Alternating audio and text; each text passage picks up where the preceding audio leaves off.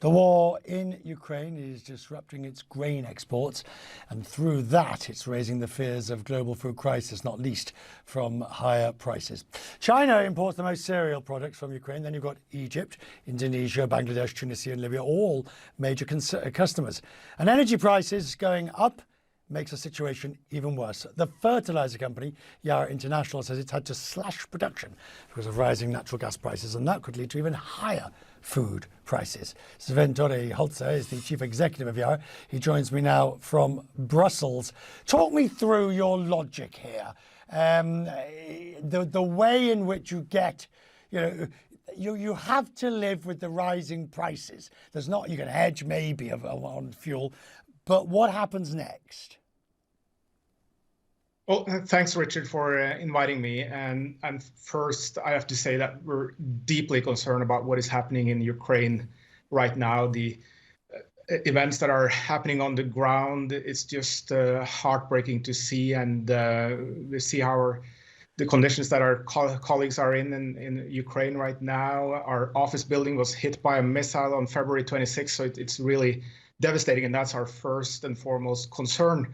But in addition to that, we also have food prices and energy prices going up. And energy prices and food prices are linked because what is really food? Well, it's energy for us humans, right? And it takes energy to produce food. And with natural gas prices going up to levels that we've never seen before, it has an impact directly on the ability to produce fertilizer. And it comes on top of lower productivity in Ukraine and Russia as a direct result of the conflict, and also on export restrictions.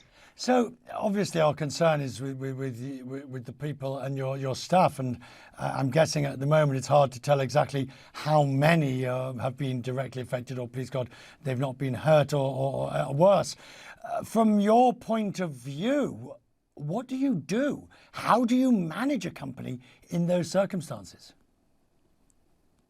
Well, it's incredibly complicated at this point, and it goes straight to the purpose of our company to responsibly feed the world, to provide more food for a growing population. And today, half of the world's population gets food because of mineral fertilizer. So it's the most life-saving innovation of all times. And when we get disruptions like this to the flow of material, we have a global food system that has done a fairly good job of feeding a growing population over decades now, except the last 2 years during the pandemic.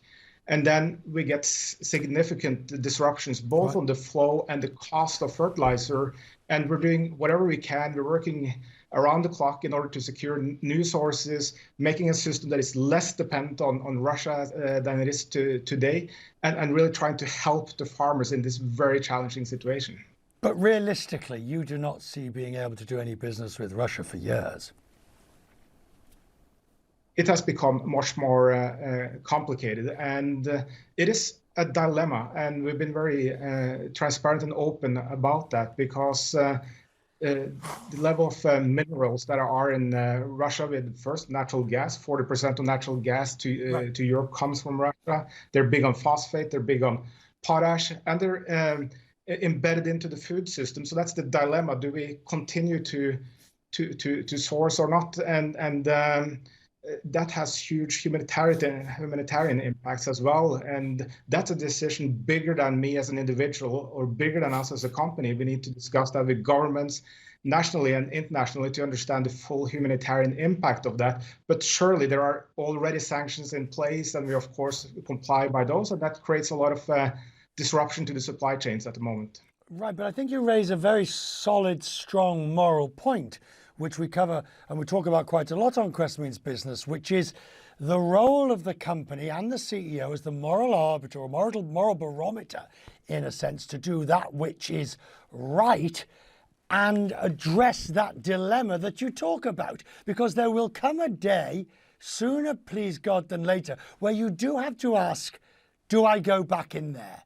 Let's just say, Ukraine does fall to Russia. Russia does have a semblance of normality. It now turns to the West and says, right, well, this is that bit's over. Now, which companies are coming back into Russia again. That will be a moment where, and I'm not asking for your answer now, believe me, because it's going to take you many hours of soul searching, but that's the sort of thing you could well face. Sure, and these are huge dilemmas, and we're facing them every day. And I'm in constant dialogue with David Beasley, who's heading up the World Food Program as well, and listening to what he's seeing now on the front lines. There are already 800 million people that don't get enough food today, and that was before the war, and now this is coming on top of it. And we have a role to play here to help to support growing more food, but at the same time we're faced with a dilemma, and you're absolutely right.